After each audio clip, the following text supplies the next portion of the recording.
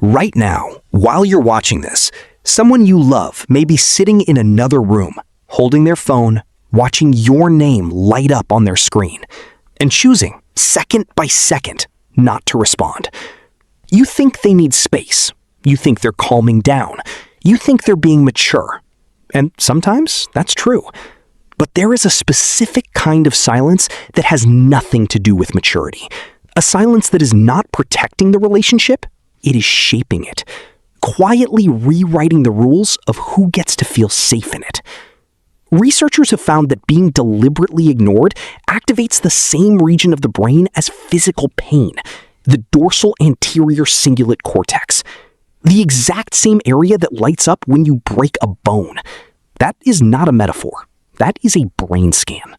In this video, I'll take you inside the mind of the person giving that silence, what they are actually thinking, why they read every word you send but refuse to reply, and the strange surgical reason they chose silence out of every possible response to hold over you. But first, not every silent person is doing this on purpose. Some shut down because their nervous system is completely overwhelmed. We'll separate those people from the ones we're really talking about today. Stay with me until the end, because the final part, what their silence eventually does to them, changes everything. There are two completely different kinds of silence, and mistaking one for the other is where most people get destroyed. The first is what researchers call stonewalling. The person genuinely shuts down. Their heart rate climbs past 100 beats per minute. Their body floods with cortisol and adrenaline. They lose fluent access to the language centers of their brain. They physically cannot continue the conversation. That person is not punishing you. They are drowning. The second kind is completely different. It is calm, controlled, deliberate. The person is not flooded. They are simply choosing, minute by minute, to use silence as leverage. Researchers call this the demand withdrawal pattern. One person pushes for engagement, the other withdraws to control the emotional temperature. When withdrawal becomes a repeated strategy, not a one-time reaction, it stops being self-protection and starts being something else. Here's how you tell the difference. A stonewaller comes back. Maybe not in 5 minutes, maybe not in an hour, but they come back and they apologize for shutting down. They're often more upset with themselves than they are with you. The strategic silence does not come back the same way. It returns only when something has been extracted. An apology, a breakdown, a confession of guilt. The first silence is a nervous system in crisis. The second is a position being held. The rest of this video is about that second one. So, why silence? Out of every possible way to express anger, why do some people specifically choose this one? Because silence does something no other response can. It gives them complete deniability. If they yell, you can describe the yelling. If they insult you, you can quote them. If they slam a door, the door was slammed. But silence cannot be photographed. Silence cannot be screenshotted. It leaves no evidence that anything is even happening. And when you try to confront them about it, they can always reframe it. I just needed space. I was processing. You were being too much. Every explanation sounds reasonable on the surface. Each one shifts the spotlight off of them and back onto you. Researchers have found something striking. Silence is one of the few forms of aggression where the person on the receiving end often ends up doubting their own perception. Did they really ignore me? Am I overreacting? The aggression hides inside the absence. Some people grew up being told their anger was unacceptable, punished for raising their voice, mocked for crying. So silence became the only anger they felt allowed to express. They cannot say, "I am furious with you." That feels too exposing. But they can stop replying, stop making eye contact, stop saying good morning, withdraw 100 small acts of presence. and pretend nothing has changed. Most genuinely believe they are being the calm one, the mature one. But underneath, they have discovered silence gives them a kind of control words never could. And every time it works, that wiring gets a little stronger. Here is where it gets unsettling. The strategic kind of silence is almost never silent on their end. While you sit there wondering if they're okay, they are watching. They have read every message you sent, often within seconds. They check your last scene. They look at your profile picture. They open your story. They monitor your activity closely. They withdraw their voice, but they do not withdraw their gaze. They read your long paragraph. They feel something, a pull, a flicker of guilt, and then they put the phone down without replying. Not because they didn't feel it, but because showing it would mean losing the position they just took. They watch the typing bubble appear, disappear, appear again, and something in them quietly steadies. Every typing bubble is proof you are still emotionally engaged, while they appear completely unaffected. But here is the part that traps them too. The longer they hold the silence, the harder it becomes to break it without losing face.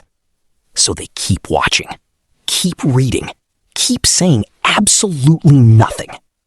Replying first would feel like surrender, and surrender to the version of themselves they are protecting is unthinkable. This is where the behavior turns into something harder to name. Strategic silence quietly inverts the entire argument. The original issue disappears. A new question takes over the room. How much will you do to get them to speak again? Each unanswered message becomes a test. Each apology becomes data. Proof of one thing, that you care more than they do. Inside their head, a quiet narrative takes over. If they really cared, they would try harder. Even your most heartfelt message is never quite enough. The bar keeps moving higher. Underneath, an old belief runs the show. They aren't truly loved unless someone is straining to keep them. And here is the most counterintuitive part. A calm, steady response from you unsettles them more than a desperate one. Because steadiness means you might be okay without them. So they wait, they watch, and keep raising the price of their attention. Until one day, something in you decides the price is too high. That day comes for almost everyone. They just never believe it will come for them. Now here is the deepest layer. Once you see this, you'll understand why love or apologizing never breaks through. The silent treatment is rarely about you. It is about the image they have built of themselves. They believe conflict is dangerous, that anger is humiliating. This started as a survival skill. Children punished for raising their voice learn early to swallow their anger. By the time that child becomes an adult, fighting openly feels impossible. They cannot say, "I'm hurt," without feeling exposed. So silence becomes the armor. If they don't speak, they cannot say something wrong.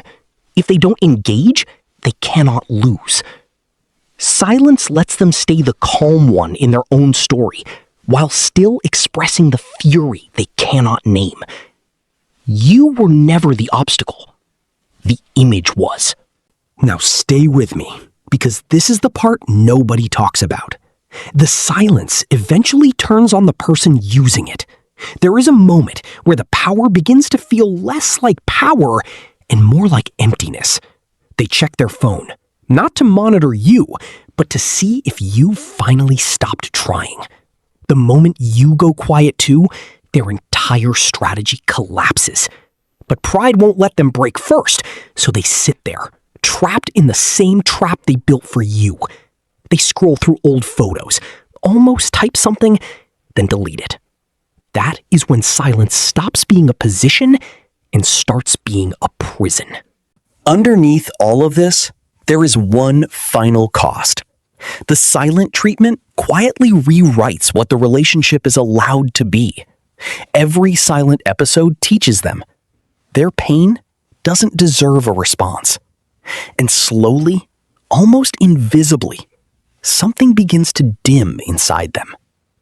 The one giving the silence never notices the warmth in your voice has cooled, that you've stopped sharing the small things, because you've learned they might not be answered. The relationship does not end with a fight. It ends with a quiet no one ever decided to break. Two people in the same room, with nothing left between them but the echo of conversations they never had. If any part of this video has felt familiar, there is something worth knowing. The cycle does not end by chasing harder. It ends by changing what the silence is allowed to do. The cycle only breaks when you step out of the chase entirely. First, name what is happening, calmly. I'm willing to work through anything. I'm not willing to be ignored as the way we solve it.